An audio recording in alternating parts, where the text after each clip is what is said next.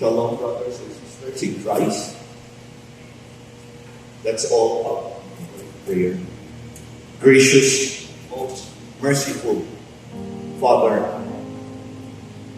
we praise you, we give you thanks for gathering us once again as your church to worship and praise you.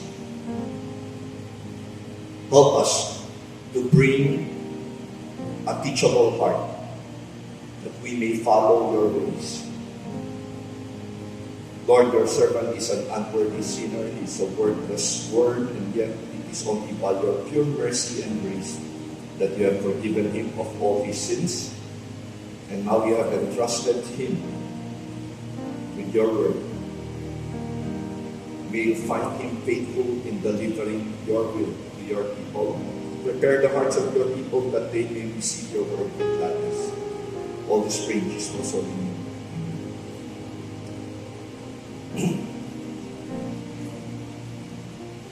There's a theology that I hold dear in my heart, that I also keep to myself. It's an idea that every second in my life, every moment, is a recipe for disaster. 1,000 things can go wrong in every step, in every word that I utter, in every move that I make. God is always there protecting me 1,000 ways every second. Let me give you an example. Back then, when I was with UEC Green Hills as one of their pastors, Reverend Mike Lim and I were trying to deal with an electrical extension cord that was broken. Okay? And so we were opening it and we were trying to find out what's the problem, what's the problem with the electrical extension cord. And so the electrical extension cord was open and you can see the wires and it's plugged in. So there's the electricity is live. And then we were looking at it, and then Reverend Mike Lim, touched the wire. And when I saw him touching the wire, I quickly slapped his hand and said, "What are you doing? That's live wire." And then he looked at me and said, "Oh man, no, it's live wire." But he didn't get electrocuted. We know it's live.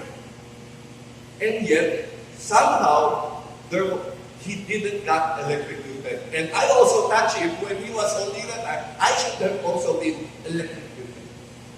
I firmly believe, knowing my theology completely in the Bible, that God is always protecting us every second, every moment in our lives, 1,000 ways.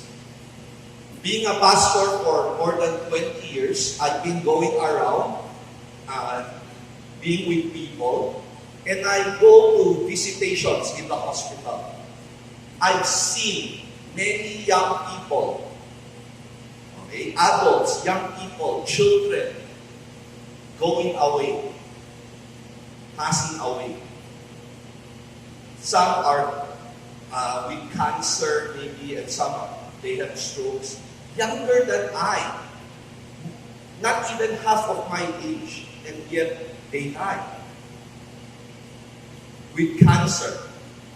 Now, knowing what we are eating and drinking and putting on our bodies, a lot of these things are poisons in our body system. And yet, look at us right now. We're still alive. We're still healthy. Again, I believe, one day when we go to heaven, God is going to show you. Remember this time I protected you. Remember this time you drank this thing. It could have caused your body harm. I protected you. Remember this time you were driving. You made a sudden turn. I protected you. Again, God is always involved in our lives. For our passage for today, John chapter 2, verse 1 to 12. This is the famous story about Jesus in the wedding at Cana. And it starts by saying on the third day, a wedding took place at Cana in Galilee. Jesus' mother was there, and Jesus and his disciples, had also been invited to the wedding. Now, the third day here refers to the previous recorded events. That is, calling his disciples. The previous chapter dealt with how he called his first disciples. How many disciples? Normally, we would think of the 12, but no. During this time, he only has time to call the 5 disciples. Where Andrew, Peter, Philip, Nathanael, and John. Nathanael is from Cana, from this city where the wedding is held. Now, we have to understand the wedding from the point of view of the Jewish nation. In their culture, a wedding could last a week. It's a week-long celebration. Okay, so every day, they eat and drink. They wake up, they eat and drink, and be merry, celebrate with the newlyweds. And often, the whole village or clan was invited to come attend. Just imagine, your whole barangay will be eating in your celebration for 1 week. Okay? Just imagine the food preparation that you are supposed to prepare. And it was the responsibility of the group to provide for the feast. Or else the groom, the groom will be bankrupt. Okay? And so, it is the responsibility of the groom to provide for the feast. 1 long week of feasting. And listen, running out of food or wine would not only bring about great embarrassment to the group. Okay? For such an error would never be forgotten, and it would forever take the couple all their lives. Running out of food and wine would forever cause you to be tainted. You will always be embarrassed as a couple for the rest of your life. You will live in that city. Every time people look at you, you're the couple that ran out of wine. Yeah, so embarrassing. And you would have no face to face your fellow neighbors, your fellow family. What is more is that it also brings about legal and financial consequences from the family of the bride and the guests. Running out of food or wine during the celebration, you can be sued, legally speaking. Okay? And you may lose half of your possession just because of that one small mistake. You can be sued. Now, I want us to understand something. We have this so-called snowballing effect. Snowballing effect is, we're living in the Philippines, so there's no snow. Okay. But if you live in a cold country and there's constant snow, a snowball effect is when you throw a rock, it gathers up snow. As it goes down the hill, it becomes bigger and bigger and bigger.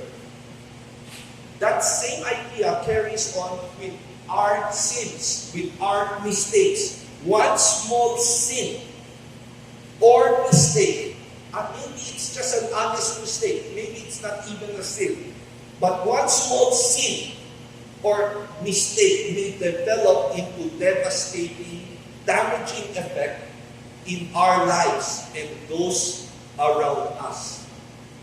One small sin can have a domino effect that would last for a very long time. And we are corrupted beings, living in a corrupted world. Okay? We are sinful sinful people, corrupted, living in a corrupted, broken world. That's why I'm saying every second is a recipe for disaster. Living in the Philippines with all the corrupted people, with all the corrupt police, politicians, neighbors, friends, every moment can be a recipe for disaster. Now, these sins and mistakes are constantly around us in our lives every day. It could be a wrong reaction. Okay? You reacted wrongly to a wrong person. Okay? On the way here, driving in the street of Manila, okay? On the way here, you always meet those people who would suddenly come to your car and then with soapy water where you don't know where it came from and the wiper, right? And I always wave when I see them from afar, I always wave no. But we've seen videos of people getting angry, getting out of the car and fighting with these people. One wrong reaction, one wrong move can cost you your life. Careless words we say, again, can have a disastrous effect. You may not know it, but it may help you in the coming weeks or in the coming months.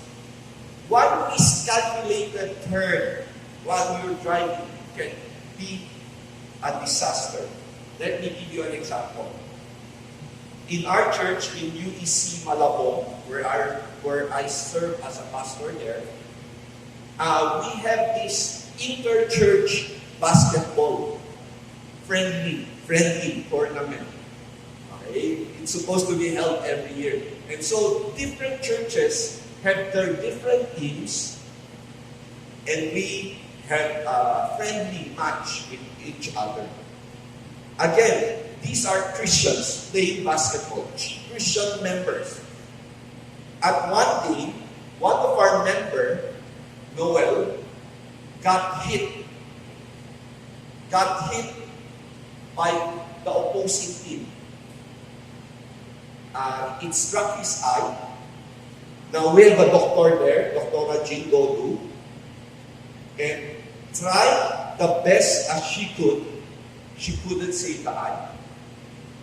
And so Noel was blinded by that one accident. Was it an accident? Yes, it was an accident, but they already noticed that other player was playing so rough, very, very rough, very aggressive.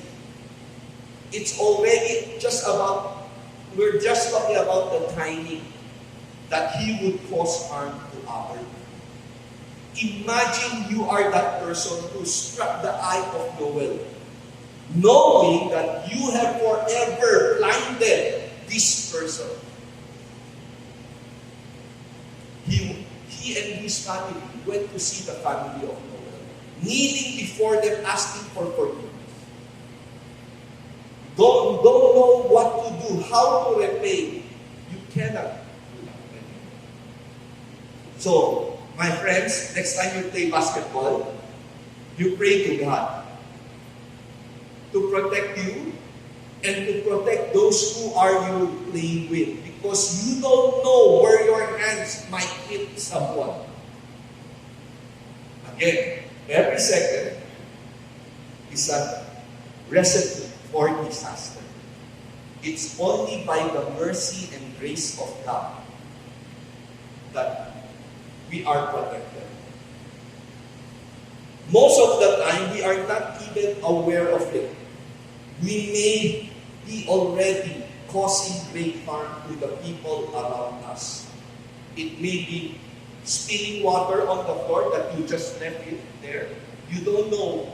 Later, someone would slide and then hit their head.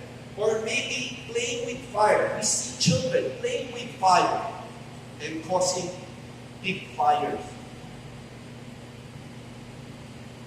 Let us continue to pray to God, to seek God constantly, every second of our lives, for His protection, and praise Him, knowing that He is exactly doing that. So, this couple experienced that problem, unforeseen problem.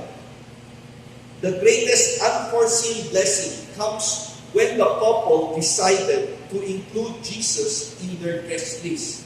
One simple act of inviting Jesus saved them from a whole life of trouble. Remember, it should have caused them a lifelong problem of embarrassment. Now, Jesus' mother, Mary, was also invited, and apparently was involved in kitchen duty. The disciples are also invited. They are the 5 disciples. Now, if inviting Jesus to a special, important event, one special, important event by the couple, it saved them from a great disaster, wouldn't it be wise for us to invite Jesus not just on special events, but in our very whole being, our very whole lives? Because He not only saves us from the disastrous effect of our sins and mistakes, He brings us ultimate salvation from a life in hell, from facing the wrath of God, because we are great sinners. Jesus has already paid for our sins, and He invites us to believe in Him, that we may receive not just protection, but salvation from the coming wrath of God.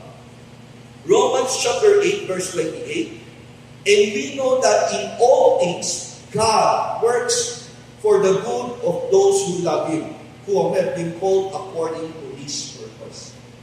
Again, God is always working every minute, every second in our lives for our good, because we love Him. The Bible also tells us, for He, Jesus Christ, is the image of the invisible God. For in Him all things were created, and they are held together. Again, there's an idea that Jesus is holding all things together. If you really look at this, study this in a scientific point of view, there are 3 main forces in this world: gravity, and then magnetic force, and then the third is they don't understand it, basically. Okay? Because it goes in contradiction to the law of attraction in the magnetic field, the magnetic force. So they don't know why it is there, why all things are held together when all things should be exploding, separating, because of the light and light poles, north and north are held together, they should be rebelling. And they just gave it a name, they call it strong force. My friends, every molecule in your body has an unknown force that the scientists scratched their head and said, it should not be. But we don't understand. We should all be exploding. This podium should be exploding. This paper should be exploding. It should not exist. And yet, here it is. Here it is. Why? Because of the strong force. Guess who is the strong force?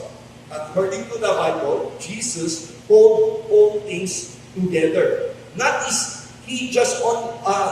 only is He just holding all things together, I believe He is making sure that everything is well according to His plan.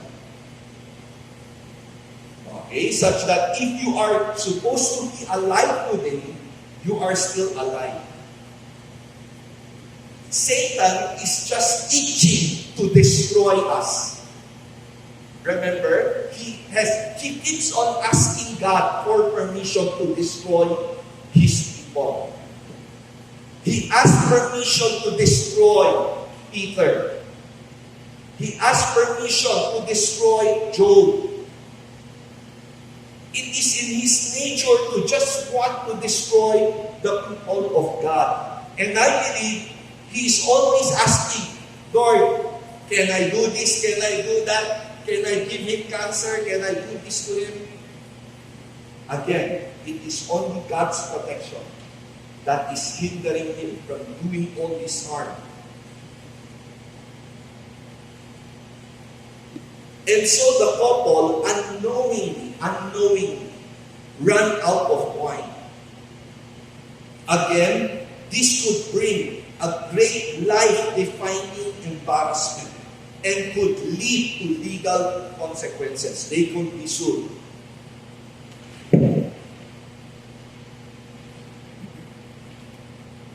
And so Mary, the mother of Jesus, learned of this problem, kitchen problem, and so she brought it before Jesus. And she said to Jesus, they have no more wine. Now notice, read verse 3. When the wine was gone, Jesus' mother said to him, they have no more wine. Verse 4, woman, why do you involve me? Jesus replied, my hour has not yet come. Now notice the disconnect of Jesus' answer to her request. What was her request? Wine. They had no more wine. She was obviously asking Jesus to do something about their wine problem. Knowing that He is God, He can do something. And what is the reply of Jesus? So her request was wine. Jesus answered, time. We're teachers, no? So we deal with students. And a lot of students have some form of autistic. Okay? Autistic children, when you ask them something, they answer differently. So you ask them, Teacher, maganda siya. So you're asking about food, they answer differently. Is Jesus autistic? No. So we must understand this verse. Why did Jesus answer that way? Okay. Was there a loss in translation somewhere? And then look at this. The answer that Jesus gave seems to be a negative thing. The mother of Jesus, Mary, said, they have no more wine. And Jesus replied, the way he replied seems to be very negative. Woman, why do you involve me with this? My time has not yet come. There's the word not. So negative. So it seems to be negative, and yet he went on to answer the need. It seems like Jesus didn't want to be involved, to answer the problem, and yet he still did the miracle. Now, it is because of this misunderstanding of this verse that the Roman Catholics would always use this verse to prove that if you have a prayer, you are praying to God, to Jesus Christ, and God doesn't want to answer. Jesus doesn't want to answer. What do? They tell us, the Catholics tells us, if Jesus closes the door, Mary opens the window. So dito kita you have to pray to Mary because Jesus cannot deny his mother. Even though Jesus doesn't want to do it, if it is his mother who told him to do it, then he has to obey. Ito Is it really that? Is that the right understanding? Now, listen. Mary was actually requesting two things. from Jesus. First, understand that Mary knew that her son, Jesus Christ, is the long-awaited Messiah of Israel. For hundreds of years, for thousands of years, God promised that there will come a Messiah from the line of Judah. Okay? And he will be a great ruler who will rule the nations forever. All of them are waiting for their Messiah, especially in this time where they are under the Roman rule. They are oppressed by the Roman rule. And so they are waiting, itching for the Messiah to come. And Mary exactly knew that her son, Jesus Christ, is the long-awaited Messiah. She knew this ever since the angel Gabriel appeared to her in her miraculous pregnancy. When the angel Gabriel announced that you will be with child, and he is the long-awaited Messiah. And Mary watched his son grow when she gave birth to Jesus as a baby. And just imagine, for 30 years, she saw this baby growing to become a boy, and later an adult, and later become a man. She dealt with this son on a daily basis.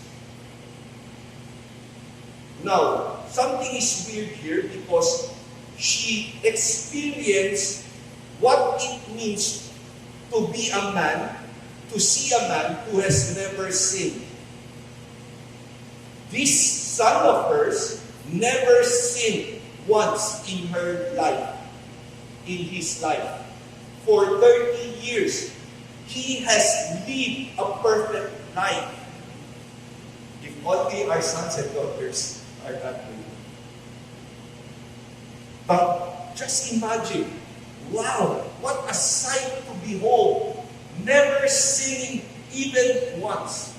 And I also believe, maybe, occasionally, Jesus would even be doing miraculous feats at their house, in their home. Small, miraculous things. Because she knew that this is God, that He is the long-awaited Messiah. She is excited. But this secret she kept to herself for 30 long years. Every day it is confirmed, seeing that this son never sinned. It is confirmed by the angel, and seeing every day, it is really confirmed that this is the Son of God. And all this she kept to herself for 30 long years. My friends, if there is a prophesied Messiah, a Savior, not spiritually, but maybe politically, in the Philippines, that there is someone who is going to come and save the Philippines from all our economic problems. And you knew, maybe by some weird events, that your brother is that person. Wouldn't you be excited to tell the Philippines that here is our Savior, here is the one who will save us economically speaking? And that is how Mary felt. She's so excited to announce that her son is the Messiah, promised long-awaited Messiah, and yet she kept it to herself. But now, she cannot keep it to herself anymore. She was wondering when will be the best time to announce it. So, let me ask you right now, when is the best time to announce to people? We have a very big celebration. The whole village is invited. It's a week-long celebration. And there is a need that Jesus can do something miraculously and announce to the people that He is their long-awaited Messiah. So now she saw the perfect opportunity to announce it. A wedding with so many guests, a situation for a great miracle to happen. So what are her two requests? Help the couple with their wine problem so that they would not go into embarrassment for the rest of their life. Solve this miraculously and then use this miracle, this event. Second is to announce, proclaim yourself now as the Messiah. To use this very great and public event to announce that you are the long-awaited Messiah. It is a great time to declare that you are their Messiah. Now, notice in verse 4, Jesus used the word woman. When we hear this, we seem to think na Botsurian ko. We think this word is disrespectful to Mary. But no, the word gunay in Greek doesn't carry any disrespect or impolite or it's a negative word. No. It's a very respectful word that a son can use for his mother. But Jesus purposefully used gunay instead of using the word meter. Meter is the proper word for mother. He purposefully used the word gunay to show that a new relationship between them has a new relationship between them is now in effect as He enters a public ministry. What Jesus is saying, yes, I am your son, but I want you to understand right now that I'm already entering the public ministry of God. I have to do something in my office as a Messiah more than as your son. You have to understand that there should be a breaking of our relationship somewhere. So Jesus purposefully used the word gunay, woman, effectively distancing Jesus from his mother and her request. And then Jesus said, why do you involve me? In NASB it says, what do I have to do with you?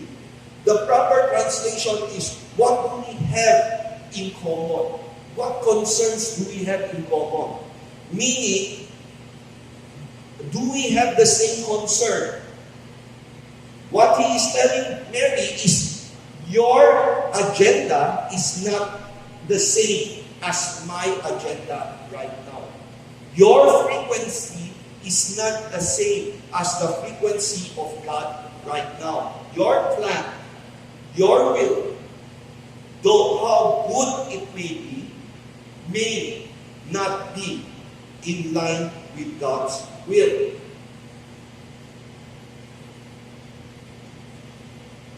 Jesus needed to obey his parents whenever it doesn't contradict the Bible. But her second request is not in line with God's will in the ministry of Jesus. Again, two requests. Help the couple with their need. Second, announce, proclaim that you are the Messiah now in this place. The first one, Jesus must obey because it doesn't contradict the Bible. But the second request, to proclaim myself as the Messiah right now, is not in the will of God. Jesus was following a step-by-step, tiny plan of God that will eventually lead to his crucifixion and exaltation. If you study the whole book of John, Jesus keeps on saying, my time has not yet come. my time has not yet come. My time has not yet come. Until the very end, he says, the time has now come for the Son of Man to be betrayed in the hands of the sinful people, sinful sinners. And that's where he was crucified. Jesus was meticulously following the step-by-step timing of God. There's a right timing. The ministry of Jesus, according to God's plan, should last 3 years. And then at the end of the 3 years, that's when Jesus said, now is the time. The time has now come for me to die. In effect, Jesus is giving Mary a very gentle rebuke that her present agenda for him, which is declaring himself as the Messiah, is not in line with God's will. So he cannot obey that part. Mary understood that clearly, and so she submitted to Jesus' decision. So let me ask you this. If the Catholics tell you, using this verse, you can pray to Mary, if Jesus doesn't agree, you tell them what the real context is. Jesus actually disobeyed Mary. Why? Why? Because it is not in God's will. We should be careful now. Applying this, we should be very careful with pushing our own agenda in life. Often, even using Jesus to boost our agenda. Each one of us, we are all sinners. We are corrupted beings. Even though we're Christians, we carry along our agendas in life. And so, being a Christian, sometimes we even use this Jesus to further push our agenda.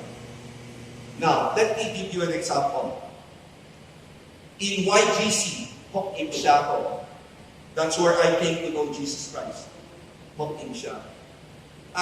When I was still a youth in YGC, we would have discipleship groups, Bible study groups.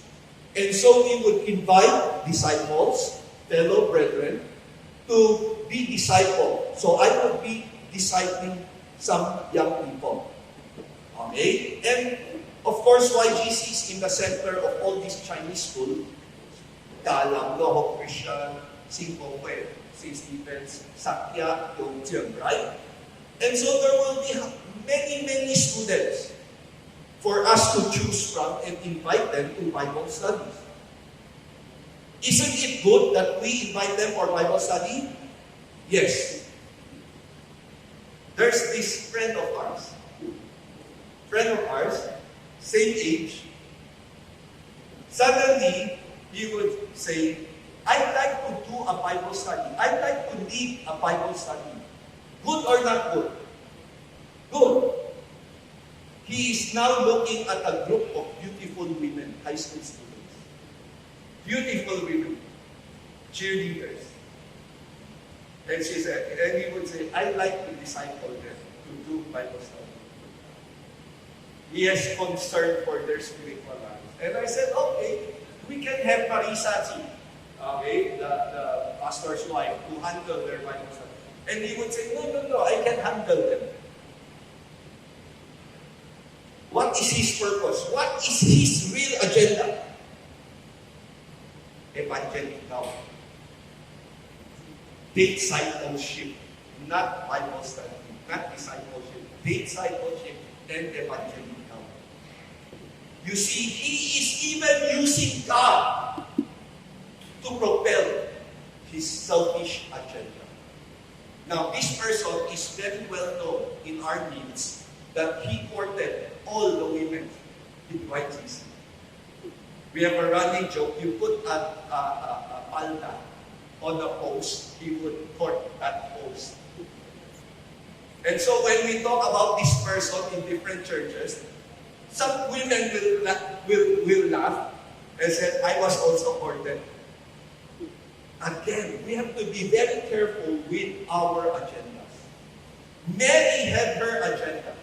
And sometimes these agendas are even well-meant, maybe not selfish. Okay?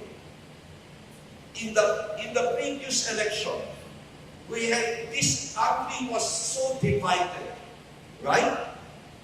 Maybe our agenda, and I've seen this in our church members, a lot of them carried a political agenda in the church.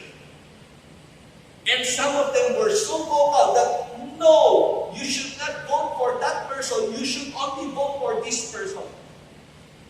And they're proposing a very good candidate. I agree that that woman was a very good candidate. But again, that's not the place for us. And we should not be even pushing that, using God to say, this is our candidate. God wants us to vote for this. Why? Let me ask you this. What is her stand on abortion? She is pro-abortion. What is her stand on LGBT? She is with the LGBT community. So let me ask you this. Is she really God's candidate for us? Be very, very careful in pushing your own agenda and even using God. So we see this in social justice when people argue for social justice in the church. Be very careful. Christians fighting for animal rights.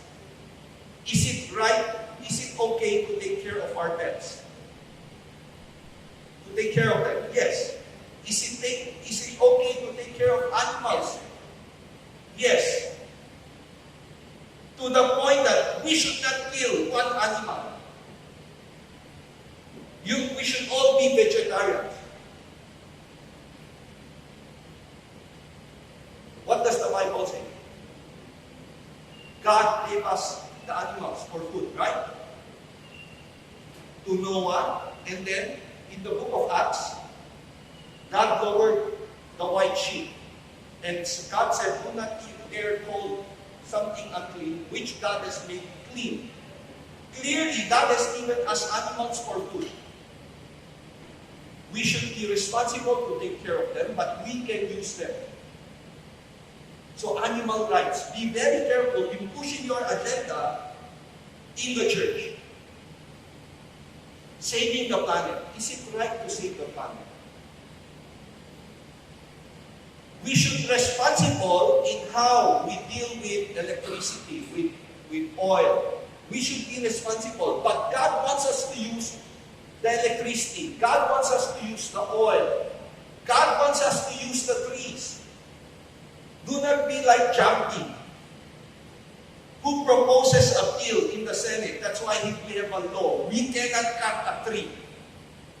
The tree is in the middle of the road. It hinders the progress of the city. It causes traffic. Why? Because of one tree. Protected. Again, saving, taking care of the planet. By the way, the planet doesn't need your taking care of. Your saving. God is saving the planet for His purpose. He will destroy it in the proper time. It will not be destroyed because of our foolishness.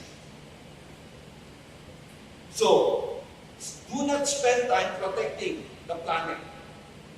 Spend time declaring the gospel while being responsible how we live. People would say, stop driving your car. It emits all this pollution and it destroys the planet. Again, God wants us to be responsible. God wants us also to utilize what He has given us. At the proper time, He will destroy the planet. But until then, He is the one who's going to protect the planet. So let me ask you right now, what are your hidden agendas that you bring into the church? Is it children's achievements and education? We encounter all these problems when we are not knowledgeable enough with God and His will, more than our passion and understanding over certain things. So how do you judge yourself? If you're passionate about all these things, the achievements of your children, saving the planet, saving the animals, politics, more than your passion for the gospel, for the Word of God. You have more passion, more interest, more knowledge on these things rather than the Word of God, then you're in trouble.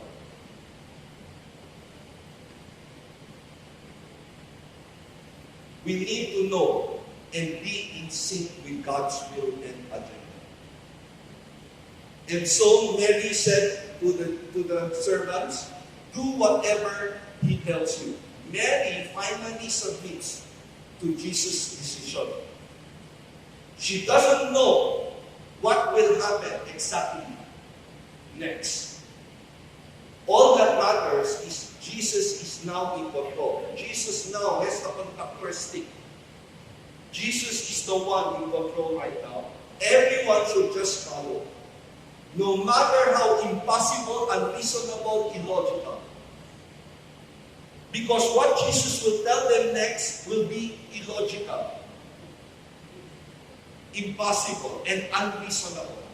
He would be asking them to bring water, what they know clearly as water, and bring it to the toastmaster, to the master of the event, and have him drink it, knowing it's wine. So there are 6 stone water jars. Now, if you compute this, it's about 24 to 36, 5 gallons. We have all these 5-gallon water containers, right? The big one, blue one. Now, it's about 24 to 36 of them. So that's a lot. If it's not water, if it's wine, right? Remember, we're talking about wine, not water. These stone water jars are used for ceremonial washing. Okay? Because Jews become unclean during their normal circumstances in daily life. When they go about their daily life, it is so normal that they become unclean by touching dead things. They become unclean. And so they are cleansed by pouring water on their hands. This is symbolical. And Jesus commanded them, fill the jars with water and draw some out and take it to the head waiter, to the toastmaster. And they did so. Now, this requires, again, great faith. But they did so even though if it doesn't make sense. My friends, let us learn from them. Let us just obey. Even though it is illogical, even though if it doesn't make sense, as long as it is God clearly who commands it. And because they did so, even though it didn't make sense, they witnessed a glorious miracle in front of their eyes. And the toastmaster did not know, the head waiter did not know, did not realize where it had come from.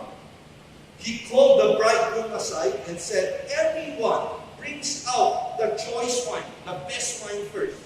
And after everyone has had their fill, then he brings out the cheaper wines, the lower class quality wine. But you saved the best till now. Now, I just want you to imagine the head waiter talking to the groom. And the groom was scratching his head. Okay. Imagine the groom being clueless about the supposedly total disaster. Yet, it became the talk of the town. First, the groom didn't know the problem, that there was no more wine. He didn't know that he was supposed to live the rest of his life in complete embarrassment. And he could have lost half of his possession. God saved him from that disaster. Not only that, Jesus turned that disaster into the most beautiful thing. From that day on, that couple will be the talk of the town. Every time people from their town would meet this couple, where did you buy your wine? It's the most best tasting wine. I hope you can bring out more of those wine. People will always be dreaming about drinking that wine, tasting that wine again for decades in their life. They became the talk of the town. You had the best wedding, you had the best wine celebration. Instead of you're an embarrassment. Suddenly, because they invited Jesus, you were the best. You had the best celebration. Now, I did some research. How much is the most expensive wine we have today? It's 1945 Romani Conti. Okay, 1945 Romani Conti. How much does it cost? $558,000. Okay. So that's about 30 million peso for one bottle of wine. My friends, if the wine that Jesus created during that time still exists in one bottle right now, I believe it would cost millions and millions of dollars. Why? Because it was the best wine. God created that wine. It could easily cost millions. And so, John tells us Jesus revealed His glory. And His disciples, the 5 of them, put their faith in Him. Now, I want you to look at that. This sign, John used the word sign, because miracle is not supposed to function in itself. Miracle always points to something. That's why John used the word sign. It's a sign for something. People nowadays are only interested in the miracle.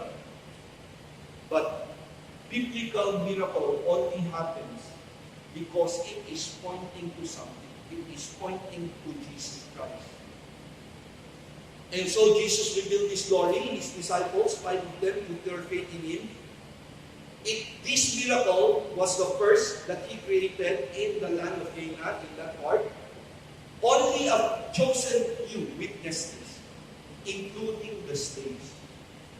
What a glorious thing for the slaves to witness something very miraculous. It's all in the plan of God. You could be saying, why only a few? Again, we just have to trust in the timing of God. You know why? If Mary insisted, you have to obey me. Proclaim yourself as the Messiah right now. What happens? Supposedly, the 3 years long ministry plan of God for Jesus to serve many, many people, 5,000 feeding, 4,000, 5,000, right? 5,000, 4,000, plus all the other people that Jesus ministered to. If Mary insisted at that moment that Jesus obeys Him, that 3-year-long ministry could have been shortened into 1 week long. And then in that way, Jesus dies. We can see this if you study the whole gospel. Jesus keeps on telling people, do not tell people. I perform this miracle. He cures a leper and tells him, do not tell anyone. And that person announced it to everyone.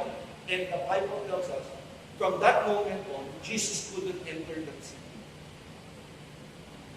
Again, we just have to trust in God. God's timing, God's plan. So as a conclusion, one small mistake, what was supposedly a lifelong great embarrassment and disaster for the couple, unknowingly, they didn't even know this, unknowingly was turned or saved to be the best talk of the town event, simply because of one small, simple fact. Jesus was invited. How precious it is for us Christians that Jesus is with us, knowing that He holds all things together. Every second of our life, every day I wake up, I think I could have cancer, and yet I don't. Because Jesus is protecting me. I come from a family of diabetic. Just last night, I tested my sugar level. For 30 years, for 20 years, every year, I go for my blood test and then I test. Every year, I'm borderline. A little bit more. And I tell you, the sugar that I take, is way, way, way above. Every day, I drink about 4 or 5 cans of sugary drinks. I should be dead with diabetes right now. But God is protecting. Wouldn't it be good for us to spend every second, every moment of our lives praising Him for His protection, knowing that we are supposed to be alive, living a life of disaster, and yet by His grace, by His mercy, we are still well in Jesus Christ. Let's pray. Gracious Heavenly Father, we give You thanks that You, through Your word, You have shown us